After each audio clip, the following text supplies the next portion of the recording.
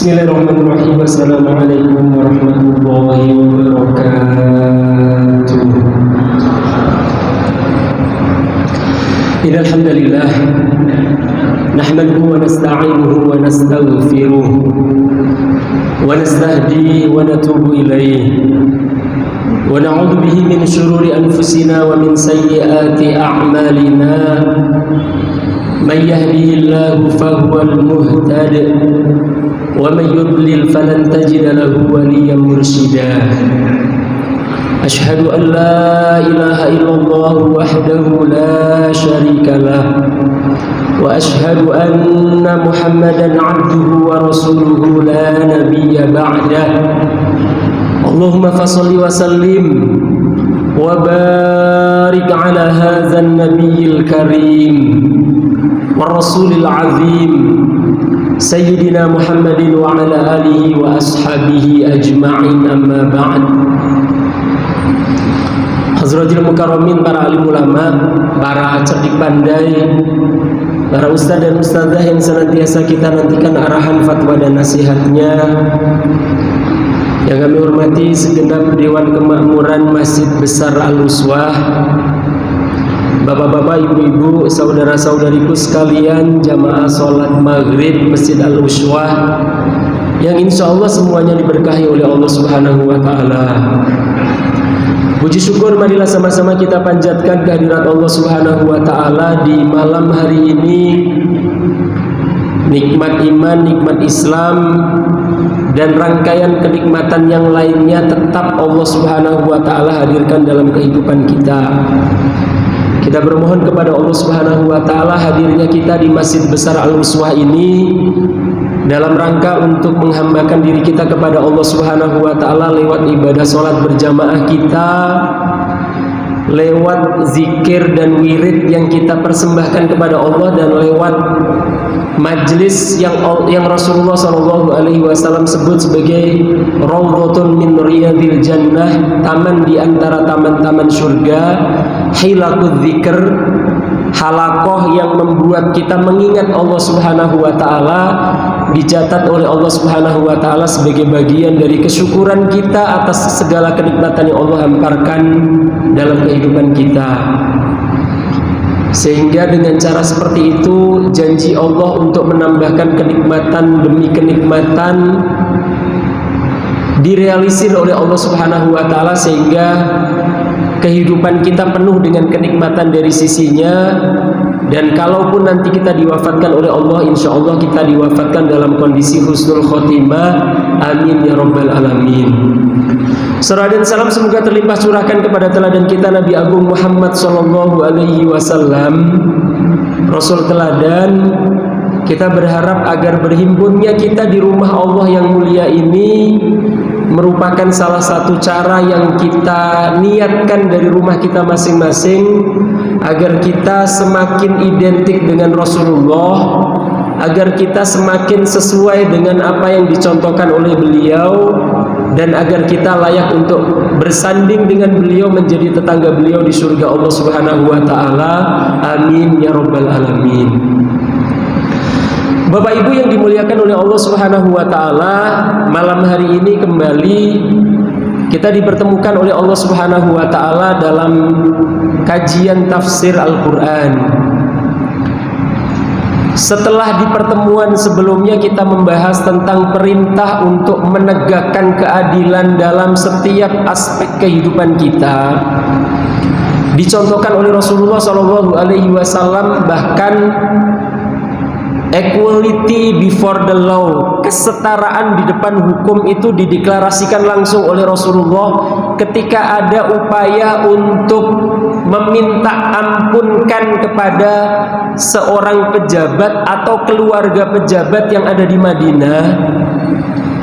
Maka bagian bahasan berikutnya, Allah Subhanahu wa Ta'ala tetap memerintahkan kepada kita orang-orang yang beriman dengan bahasa cintanya, ya ayyuhalladzina amanu aminu billahi wa rasulihi wal kitabil ladzi nazzala ala rasulih wal kitabil ladzi anzala min qabl. Jadi ini perintah langsung dari Allah Subhanahu wa taala agar kalaupun kita mendeklarasikan kita ini orang-orang yang beriman, kita ini loh orang-orang yang disentil oleh Allah Subhanahu wa taala dengan sentimen iman lewat panggilan bahasa cinta, nidaun habib. Kita ini loh orang-orang yang dipanggil oleh Allah dengan panggilan ya ayyuhalladzina amanu. Maka Allah tetap memerintahkan kepada kita, jangan berbangga diri, jangan berpuas diri dengan label iman yang sudah kalian merasa kalian itu menjadi orang-orang yang beriman.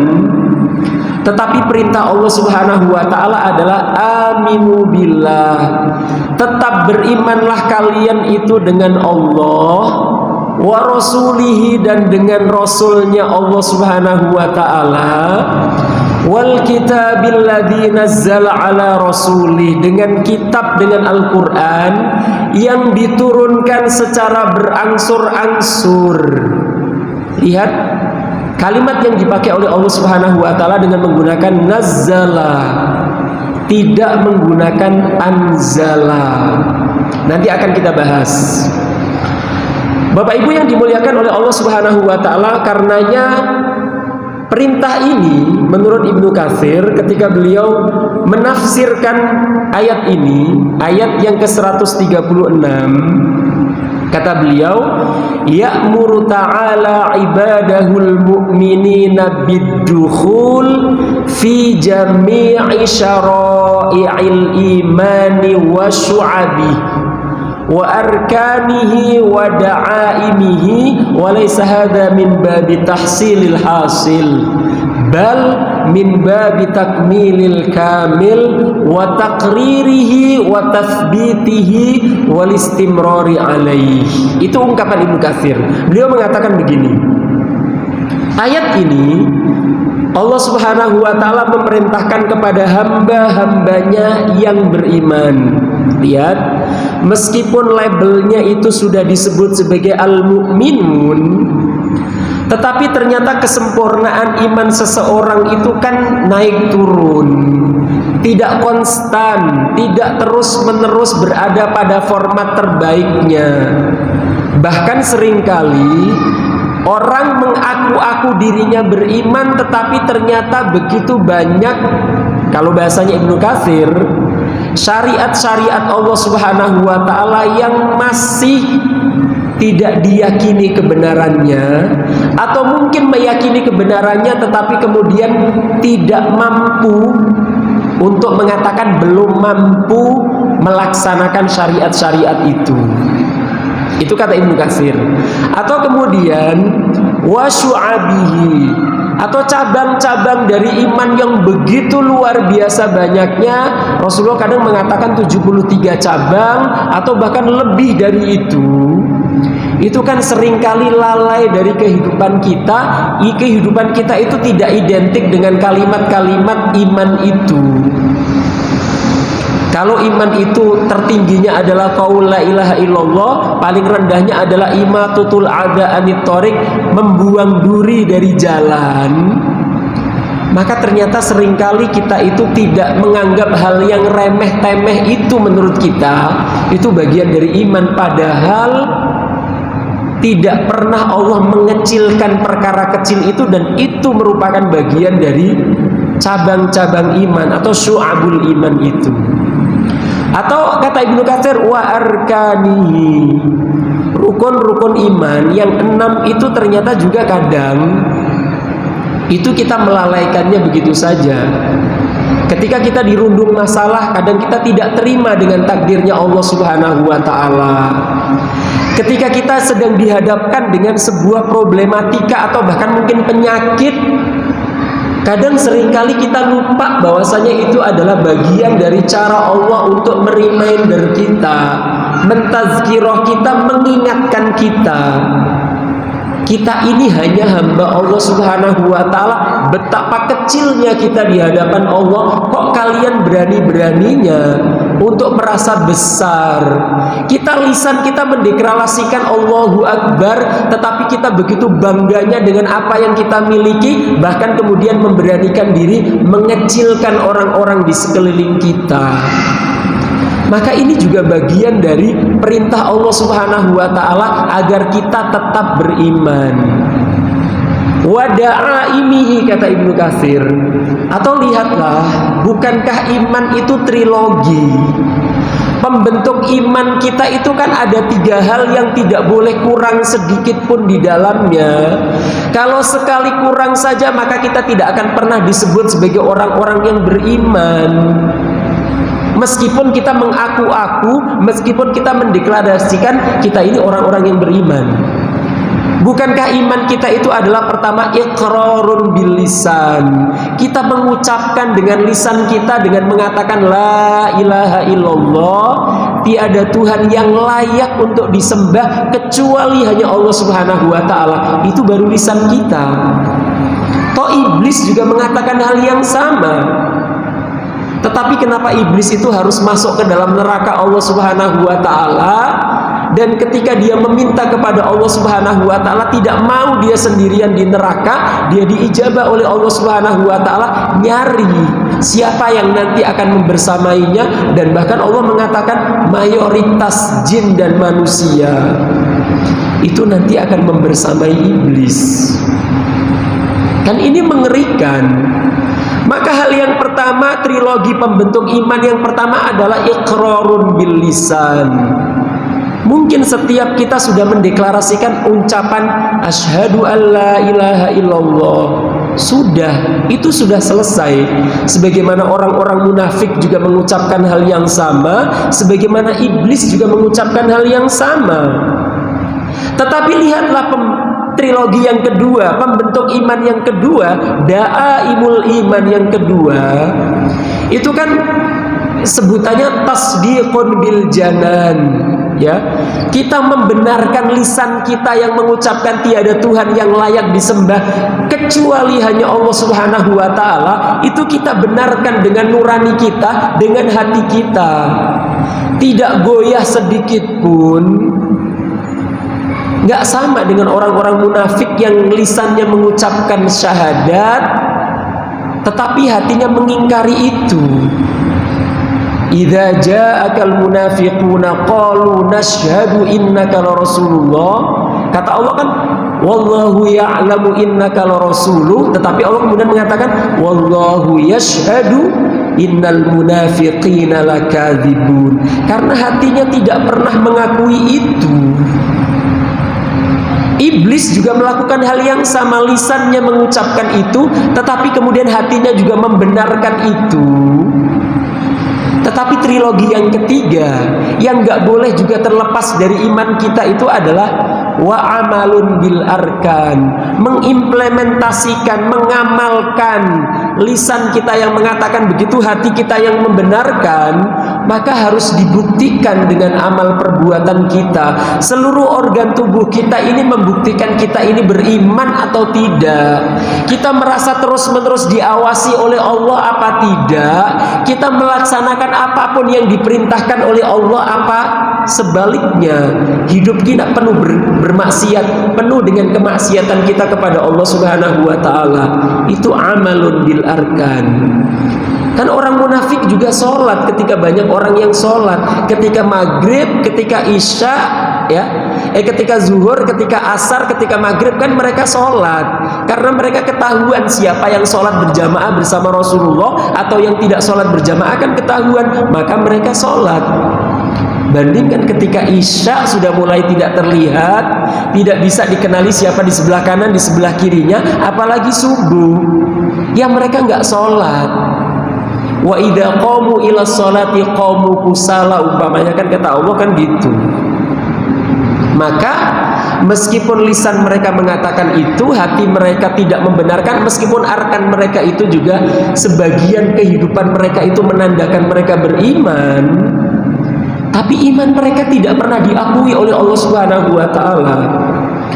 Pun dengan kita Bapak Ibu yang dimuliakan oleh Allah Subhanahu wa taala, maka Allah mengingatkan kita, ya ayyuhalladzina amanu aminu billahi wa rasulih. Kita tetap diminta untuk beriman kepada Allah Subhanahu wa taala. Artinya, maka Ibnu Katsir mengatakan kalimatnya kan, walaisa hadza min babi tahsilil hasil bal min babi takmilil kamil. Ini bukan persoalan tahsilul hasil, iman itu sudah ada maka kemudian kita pengen mendapatkan iman itu, bukan. Maka beliau mengatakan tahsilul hasil, bukan seperti itu. Ya, kalau menggunakan prinsip tahsilul hasil biasanya yang diumpamakan oleh para ulama itu, mohon maaf, kalau kita sedang berniat, kan semua ulama mengatakan niat itu adanya di dalam hati kita. Ketika kita melaksanakan ibadah apapun, di hati kita sudah terbersit niat untuk melaksanakan ibadah itu, kan sudah sah, niatnya sudah ada, sudah diakui oleh Allah. Apalagi Allah alimun khabir kemarin kan, innallaha kana bima ta'maluna khabir. Allah itu maha teliti, Allah itu maha tahu. Tapi kalau persoalan niat ketika sudah ada di dalam hati, maka para ulama yang mengatakan melafalkan niat itu hukumnya tidak sunnah. Kalau Imam Syafi'i, kalau kita kan kemudian mengatakan usolli atau nawaitu, itu hukumnya sunnah kan. Tapi contoh dari kalimat tahsilul hasil, itu biasanya para ulama mengatakan niat yang sudah ada di dalam hati, itu kan gak mungkin kita mencari niat lagi, wong sudah ada di dalam hati kok gitu. Maka mereka mengatakan melafalkan niat itu hukumnya bukan sunnah. Bahkan kalau kemudian kita mencoba untuk mencari sesuatu yang ada sudah di dalam hati kita, yang ada waswasatu syaiton, setan itu menggoda kita. Berapa banyak orang yang sudah mengatakan Allahu Akbar, tapi diulangi lagi karena niatnya belum pas. Allahu Akbar lagi, niatnya belum dapat. Allah sampai berkali-kali, sampai mungkin imamnya hampir rukuk saja belum selesai.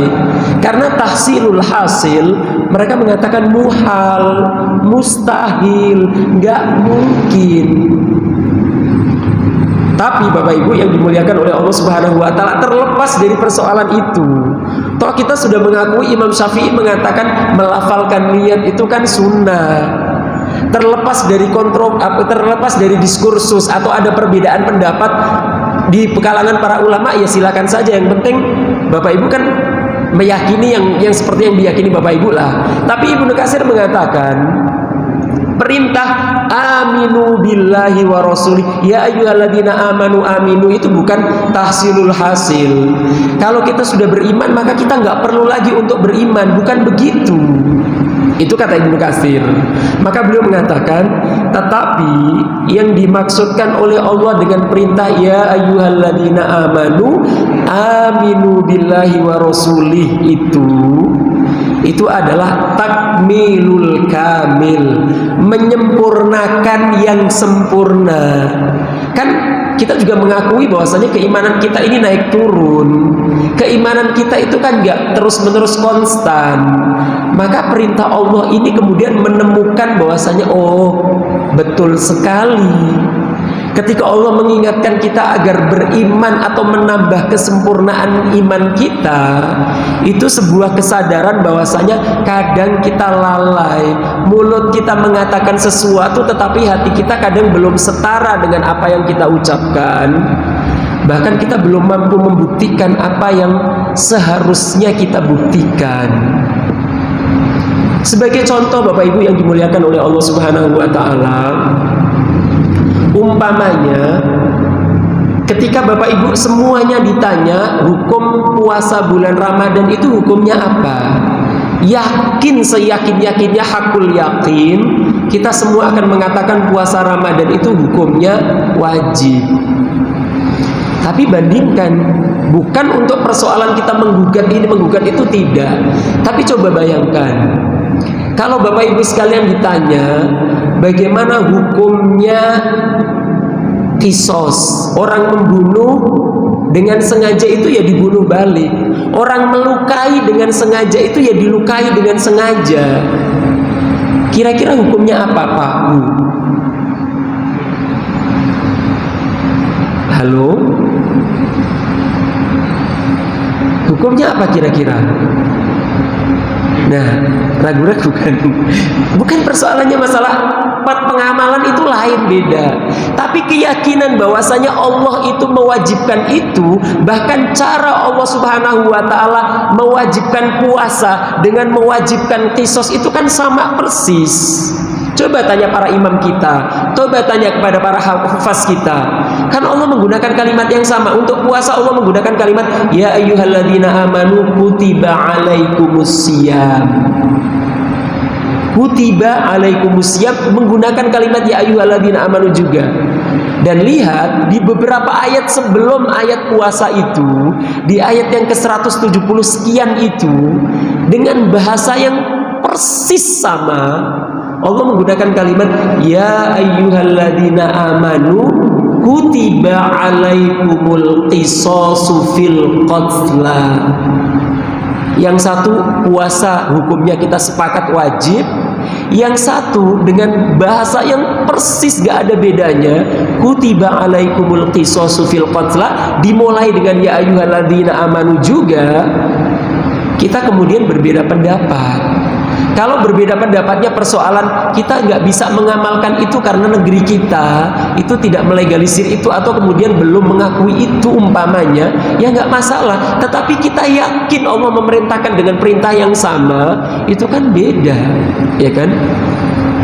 Itu kaitannya, kata Imam Ibnu Katsir tadi menggunakan kalimat syara'iil iman, syu'abil iman, arkanil iman, da'aimil iman. Maka ini kaitannya dengan takmilul kamil, menyempurnakan yang sempurna. Karena nggak bakalan kemudian full sempurna terus menerus. Kenyataannya kan seperti tadi contoh yang paling konkret terkait dengan persoalan ayatnya sama, hukumnya harusnya sama dong. Itu namanya takmilul kamil. Maka di titik ini kalau Syekh Asy-Sya'rawi itu berbicara terkait dengan seringkali, ya kan, lisan kita itu kadang nggak sama dengan apa yang ada di hati kita.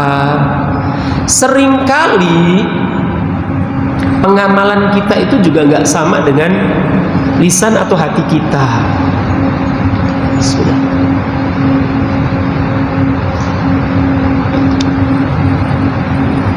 Maka perintah ini sebagaimana yang diungkapkan oleh Ibnu Katsir atau para ulama tafsir yang lain, itu menunjukkan bahwasanya kita harus tetap beriman dan terus-menerus meningkatkan kapasitas iman kita dari sisi kuantitas ataupun kualitasnya. Nggak boleh statis, nggak boleh berhenti, harus terus-menerus menumbuh kembangkannya. Maka berikutnya Ibnu Katsir kemudian mengatakan wa taqririhi. Ini juga kaitannya dengan persoalan kita ini mengokohkan kembali iman kita. Wa tasbitihi, memastikan bahwasanya tabat, berdiri kokoh, teguh iman kita itu juga terus-menerus ada pada diri kita. Wal istimraru alai, sustain, berkesinambungan, enggak ada jedanya. Baru beriman kita perbaharui lagi. Maka Rasulullah mengingatkan kita dengan mengatakan jaddidu imanakum biqauli la ilaha illallah. Memperbaharui niat, memperbaharui iman.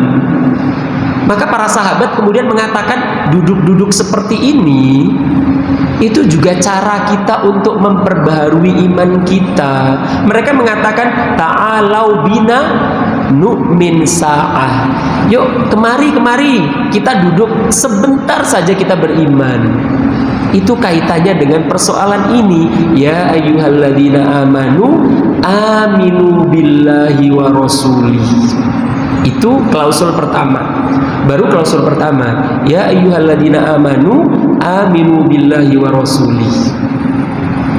Kita disuruh beriman kepada Allah, disuruh beriman kepada Rasulnya. Ya kalau ini kan sudah akhir-akhir Safar ya, sedikit lagi Rabiul Awal. Ya, kita diingatkan lagi, inilah momentum kita untuk memastikan betul nggak iman kita kepada Rasulullah. Betul nggak kita ini mencintai Rasulullah? Uhibbuka ya Rasulullah. Betulkah kita ini termasuk orang-orang yang disebut kalau ibu-ibu majelis taklim itu kan tuba liman ro'ani wa amana bi. ya kan? Beruntunglah orang-orang yang melihatku, bertemu denganku, kemudian dia beriman, ya. Orang-orang para sahabat kan yang seperti itu. Tapi Rasulullah tahu nggak semua orang itu pernah bertemu langsung dengan Rasulullah. Generasi kayak kita ini kan nggak pernah bertemu dengan Rasulullah. Maka Rasul mengatakan summa tuba, summa tuba, summa tuba, berkali-kali. Beruntunglah, beruntunglah, beruntunglah liman lam yarobi wa amanabi. Orang-orang yang nggak pernah bertemu denganku tetapi mereka beriman kepadaku. Itu kan kata Rasulullah. Nggak pernah melihat paras tampan wajahnya Rasulullah, nggak pernah melihat langsung bagaimana halusnya budi pekertinya Rasulullah, nggak pernah melihat langsung bagaimana cara Rasulullah itu bersahabat atau berinteraksi dengan para sahabatnya. Konon setiap sahabat itu merasa paling dekat, paling diperhatikan dengan Rasulullah. Kan nggak pernah kita merasakan itu. Syama'ilur Rasul, bagaimana ciri-ciri dan sifat fisik dan karakter beliau itu seperti apa, kan kita baru melihat dari hadis-hadisnya, baru catatan-catatan dari para sahabat, para ulama gitu kan. Kan itu saja. Tapi kita bisa beriman. Kan luar biasa. Cuman persoalannya adalah apakah benar keimanan kita kalau kemudian apa yang dicontohkan oleh Rasulullah kadang kita sentimen. Yang satu dianggap sunnah, yang lain kemudian tidak dianggap sunnah. Kalau yang sesuai dengan keinginan kita baru kemudian kita anggap. Karena kalimat sunnah kan maknanya macam-macam kan. Sunnah itu kan gaya hidupnya Rasulullah, bukan sekedar kalau dari sisi fikih, kalau kita melakukannya kita dapat pahala, kalau tidak melakukannya kita nggak berdosa. Kan sunnah dari sisi hukum, dari sisi fikih. Tapi ketika Rasulullah mengatakan umpamanya an-nikahu sunnati, nikah itu sunnahku, kan bukan berarti kalau melakukannya berpahala, kalau tidak nikah berarti nggak apa-apa, kan enggak. Tapi nikah di situ adalah way of life, gaya hidup. Nikah itu adalah bagaimana lifestyle-nya Rasulullah yang kemudian harusnya identik juga dengan kita. Kalau kita mencintai Rasulullah, maka ayat ini kemudian mengingatkan kita juga. Iman kita kepada Allah, iman kita kepada Rasulnya itu bukan sekedar lisan saja, bukan sekedar mengakui risalah itu untuk Rasulullah Muhammad, tetapi harus kita buktikan lewat amal perbuatan kita. Bahkan kemudian Allah Subhanahu wa taala melanjutkan dengan kalimat wal kitabil ladzi nazzala ala rasuli. Iman kita itu juga terkait dengan kitab Al-Quran yang diturunkan secara berangsur-angsur, karena Allah menggunakan kalimat nazzala ala rasuli. Allah tidak menggunakan di ayat ini anzala. Beda kalau inna anzalnahu fi lailatul qadar umpamanya, itu kan diturunkan sekaligus pada malam Lailatul Qadar 30 juz itu semuanya diturunkan sekaligus dari Baitul Izzah kepada langit dunia. Baru kemudian diturunkan kepada Rasulullah kan berangsur-angsur selama hidupnya Rasulullah 22 sekian bulan itu. Nah, di titik ini yang harus kita ingat Bapak Ibu yang dimuliakan oleh Allah Subhanahu wa taala, kaitannya dengan kesejatian iman kita itu bagaimana pola relasi kita dengan Al-Qur'an. Bagaimana cara kita berinteraksi dengan Al-Qur'an? Coba tanya kepada diri kita masing-masing. Jangan sampai kemudian kita mengatakan kita ini umatnya Rasulullah, kita mencintai Rasulullah, kita ini membutuhkan syafaatnya Rasulullah nanti di saat kita dibangkitkan. Tapi ternyata Rasulullah Shallallahu Alaihi Wasallam itu nggak suka dengan kita. Bahkan Rasulullah itu menjadi jaksa penuntut umum. Kita ini dituntut oleh Rasulullah di hadapan Allah Subhanahu wa taala, dan persoalannya itu karena persoalan cara kita berinteraksi dengan Al-Qur'an. Mana mungkin kita dapat syafaatnya Rasulullah kalau Rasulullah itu justru nuntut kita karena cara kita berinteraksi dengan Al-Qur'an yang tidak menunjukkan kita ini beriman kepada Al-Qur'an. Kalau nggak percaya, lihat firman Allah Subhanahu wa taala di surat yang surat yang ke-25, surat Al-Furqan. Di ayat yang ke-30 itu Allah Subhanahu wa taala menggambarkan, para ulama mengatakan itu futuristik, itu nanti loh pada saat hari kiamat. Wa qala ar-rasulu ya rabbi inna qaumi ittakhadhu hadzal qur'ana mahjura. Itu kata Allah. Apa kata Allah? Wa qala Rasul, dan Rasul dan Muhammad itu mengadu kepada Allah Subhanahu wa taala. Apa yang diadukan oleh Rasulullah Shallallahu alaihi wasallam di hadapan pengadilannya Allah Subhanahu wa taala? Ya Rabbi, wahai Allah, wahai Tuhanku, inna qaumi, sesungguhnya kaumku, sesungguhnya umatku, sesungguhnya hamba-hambamu itu ittakhadhu hadzal qur'ana mahjura. Mereka menjadikan Al-Qur'an itu sebagai mahjura, sesuatu yang tidak diacuhkan, sesuatu yang ditinggalkan. Kalau mungkin bahasa ininya sesuatu yang hanya jadi bahan pelarian saja.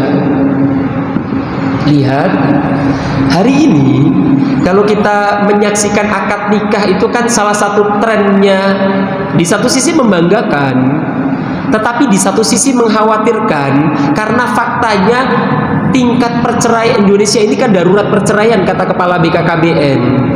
Tingkat perceraiannya itu setiap tahun itu meningkat 15-20%. Di tahun 2000 untuk mendapatkan satu kasus perceraian itu butuh 14 atau 13,9 pasangan menikah baru salah satunya bercerai.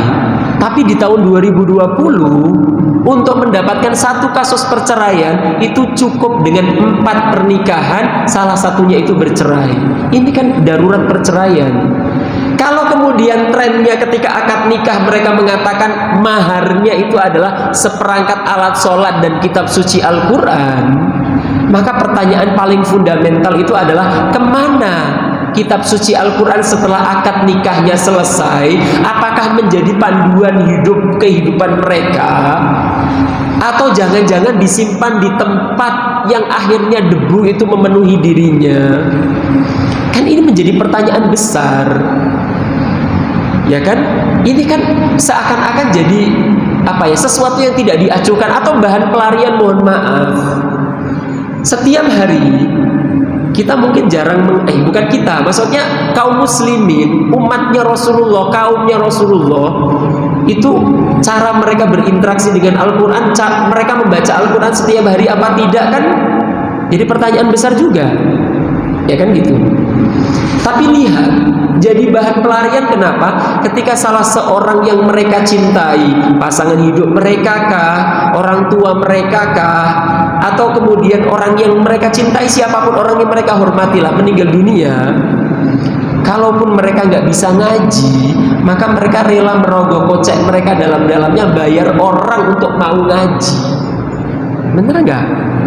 Ini kan mungkin kalau di sini mungkin nggak sampai bayarin orang lah, tapi ya terlepas dari persoalan ngaji Al-Qur'annya. Tapi intinya adalah, kok iya ya cara kita berinteraksi dengan Al-Qur'an, padahal perintahnya adalah ya ayyuhalladzina amanu aminu billahi wa rasulihi wal kitabil ladzi nazzala ala rasulih. Kaitannya dengan persoalan itu.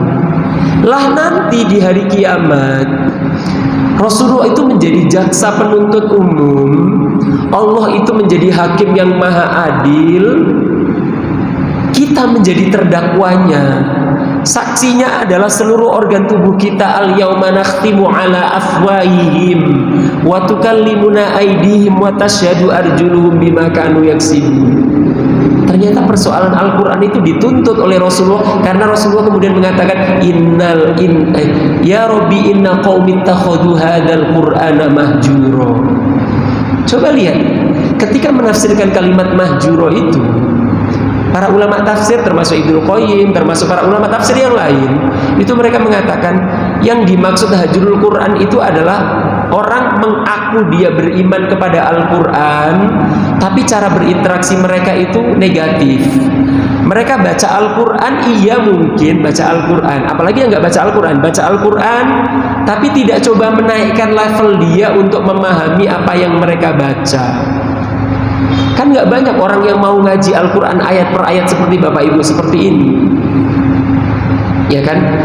Kami aja yang waktu masih muda dulu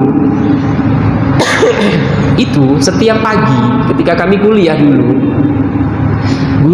guru Al-Quran kami, dosen Al-Quran kami itu masuk kelas jam 7 pagi, jam pertama itu Al-Quran. Itu beliau bertanya, siapa di antara anak-anakku sekalian ini yang sudah menghatamkan wirid Qurannya hari ini, baca Al-Quran 1 juz di pagi ini. Pagi itu, karena kami masih muda-muda, belum ada yang menikah pada saat itu. Semuanya tunjuk tangan, semuanya sudah menghatamkan 1 juz Al-Qurannya, wirid Quran harian. Tetapi ketika beliau kemudian tersenyum, puas, bahagia, kemudian beliau diam, bertanya kembali, siapa di antara kalian yang sudah baca Al-Quran 1 ayat saja disertai dengan tafsirnya, memahami ayat itu? Apa yang terjadi? Tidak ada satu orang pun di antara kami yang 37 atau 38 orang waktu itu. Gak ada yang berani tunjuk tangan, karena ya faktanya pagi itu memang tidak ada di antara kami yang membuka kitab tafsir atau baca Al-Quran sekalian coba memahami apa sih yang dimaksudkan oleh ayat itu. Dengan muka yang sedikit kecewa, kemudian senyumnya itu berubah dari yang tadinya bahagia kemudian senyum kecut. Beliau kemudian mengatakan, oke lah kalau gitu, coba ada nggak di antara kalian yang membaca 1 ayat saja ditambahkan dengan terjemahnya saja? Pun nggak ada. Itu anak-anak muda yang memang belajarnya belajar syariah, belajarnya Al-Quran. Ternyata begitu, bagaimana dengan kita? Lah Rasulullah itu ketika tadi para ulama menafsirkan ayat itu, orangnya mau kan, ummatu qra' la taqra fa idza qara'at lam tafham. Kita ini umat yang diturunkan ayat pertama itu iqra, bacalah. Tapi kita nggak pandai membaca. Sekiranya mau membaca, kata Syekh Qardawi, beliau mengatakan fa idza qara'at lam tafham. Kalau umat ini mau baca, ternyata mereka nggak paham kok apa yang mereka baca. Itu kata beliau. Bahkan beliau melanjutkan lagi, apalagi kalau dinaikkan levelnya lagi, faida fahimat lam ta'mal bimuqtadha. Kalaupun mereka paham apa yang mereka baca, nggak banyak kok di antara mereka yang paham apa yang mereka baca, tapi kemudian mengamalkan apa yang dituntut oleh ayat-ayat itu. Berapa banyak, mohon maaf, yang hafiz Al-Quran, yang kemudian ahli tafsir, tapi kemudian bermaksiat, KDRT lah, korupsi lah, apalah semuanya yang tidak bisa ditafsirkan kecuali kemaksiatan kepada Allah Subhanahu wa Ta'ala. Atau menelantarkan anak keturunannya umpamanya, nggak mendidik mereka dengan baik, merasa aman kalau mereka ya yang penting sudah dititipkan di sekolah yang mahal, yang bagus umpamanya, anaknya mau seperti apa mereka nggak peduli lagi umpamanya, kan gitu ya. Faida fahimat lam ta'mal bimuqtadha, atau kemudian faida amilat lam tad'un nasa ilai. Mereka pandai membaca, mereka paham apa yang mereka baca, mereka mengamalkan apa yang mereka baca, tapi mereka merasa cukup dengan diri mereka. Mereka nggak ngajak orang lain, mereka nggak mendakwahkan, bahkan mungkin sibuk untuk kamu sesat, kamu ini, kamu itu, menjudge, menghakimi orang. Nauzubillah min dzalik. Maka Bapak Ibu yang dimuliakan oleh Allah Subhanahu wa Ta'ala, sekali lagi ketika ayat ini memerintahkan kita dengan panggilan iman, kok setelah itu memerintahkan kita untuk beriman lagi? Artinya adalah bagaimana kita menaikkan level iman kita, bagaimana kita mengokohkan iman kita, bagaimana kita ini betul-betul layak menjadi orang-orang yang betul-betul disandangkan kalimat iman itu pada diri kita. Wal kitabilladzi anzala min qabl, dan juga beriman dengan kitab-kitab yang diturunkan oleh Allah sebelumnya. Tapi lihat, bandingkan ketika berbicara terkait dengan Al-Quran, ayat ini mengatakan nazzala, ya kan, diturunkan berangsur-angsur. Tapi ketika kitab-kitab sebelumnya, Taurat, Injil, Zabur, atau suhuf yang Allah turunkan kepada para nabinya, Allah menggunakan kalimat anzala min qabl. Artinya semua kitab-kitab sebelumnya, kitab-kitab samawi itu diturunkannya sekaligus, nggak berangsur-angsur. Ini ada hikmahnya di situ. Agar tasbih, agar kita lebih gampang untuk memahaminya, agar sesuai dengan apa yang dibutuhkan oleh Rasulullah dan para sahabat saat itu, sehingga saat ini ketika kita berhadapan-hadapan dengan situasi yang sama persis yang dialami oleh Rasulullah dan para sahabat, kita juga bisa mengambil pelajaran dari itu. Itu diantara hikmahnya. Tapi yang menakjubkan adalah bagaimana sayangnya Allah dengan kita. Itu setiap ada peristiwa yang dibutuhkan hukumnya oleh para sahabat, ayat itu baru turun. Bandingkan dengan ayat kitab-kitab sebelumnya, kan sekaligus. Ya sekali, kalau umpamanya sebesar itu ya sebesar itu. Ya kan? Itu begitu sayangnya Allah dengan kita. Maka ketika Allah memerintahkan kepada kita untuk ya ayyuhalladzina amanu, maka kita seperti kata Ibnu Mas'ud kemarin, ketika perintah maka kita coba bergegas untuk segera melakukannya. Yuk kita terus-menerus memperbaharui iman kita. Yuk kita menambah perbendaharaan ilmu kita agar iman kita itu kokoh. Yuk kita coba untuk terus-menerus menghadirkan circle kebaikan. Kalau ada kita salah, orang mau menasihati kita. Kalau kemudian kita sedang lalai, orang akan mengingatkan kita, dan seterusnya. Ini bagian yang harus ada dalam kehidupan kita. Wa may yakfur billahi wa malaikatihi wa kutubihi wa rusulihi wal yaumil akhir faqad dhalla dhalalan ba'ida. Barang siapa, kata Allah Subhanahu wa taala, ya, yang mereka itu mengingkari Allah, para malaikatnya, kitab-kitabnya, hari akhir, ia telah tersesat dari jalan yang benar, yaitu jalan yang akan menyelamatkan mereka dari azab yang pedih dan jalan yang akan membawa kepada kebahagiaan abadi. Maka perintah ini adalah perintah yang layak untuk kita betul-betul seriusi, karena kaitannya dengan kehidupan yang penuh dengan kebahagiaan sebagaimana yang disampaikan oleh Allah Subhanahu wa taala, agar hidup kita tidak tersesat, agar kita tidak jauh dari apa yang digariskan oleh Allah Subhanahu wa taala kepada kita. Semoga majelis kita ini menjadikan kita teringatkan kembali perintah ini, sehingga kita termasuk orang-orang yang terus-menerus membaharui iman kita. Semoga kita terus-menerus untuk memperbaiki format iman kita, sehingga kita betul-betul layak untuk menjadi orang-orang yang menyandang gelar iman yang sesungguhnya sebagaimana yang diperintahkan oleh Allah Subhanahu wa taala. Aku qouli hadza wa astaghfirullah li wa lakum. Kalau ada yang mau disampaikan, masih ada waktu. 1 menit lagi. Kalau ada, silakan Pak Ketua.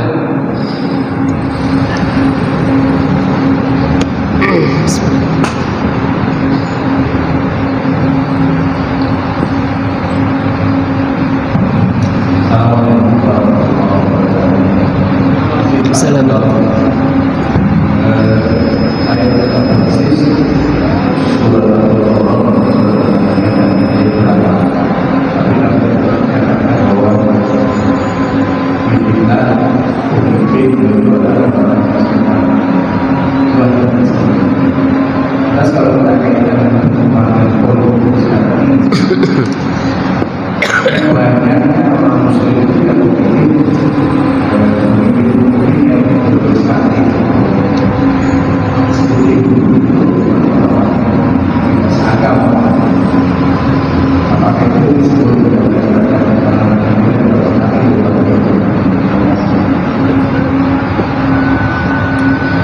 Baik,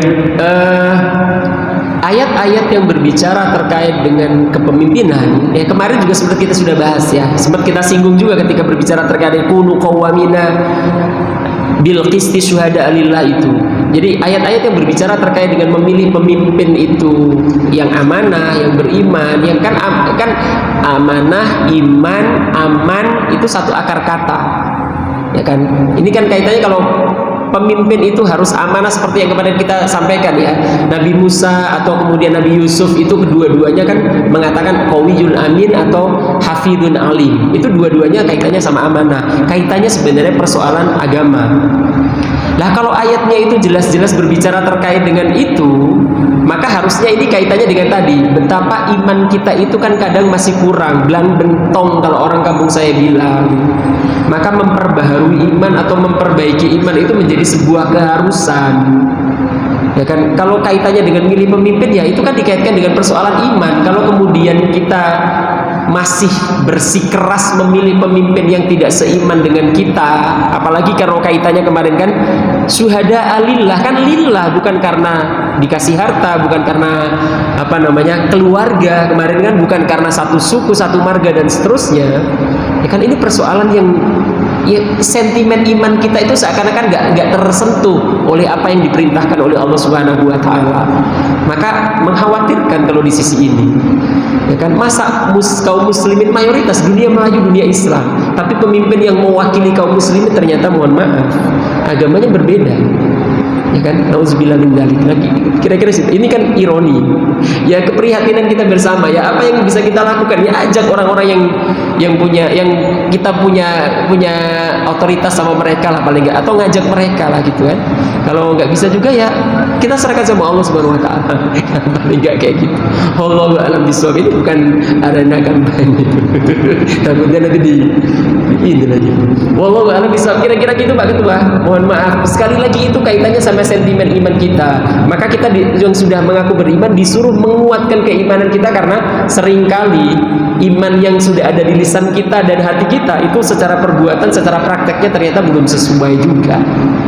Wallahu a'lam bishawab. Qul qouli hadza wa astaghfirullah li wa lakum. Sudah waktu Isya, kita tutup majelis kita dengan baca hamdalah dan doa kafaratul majlis. Alhamdulillahirabbil alamin.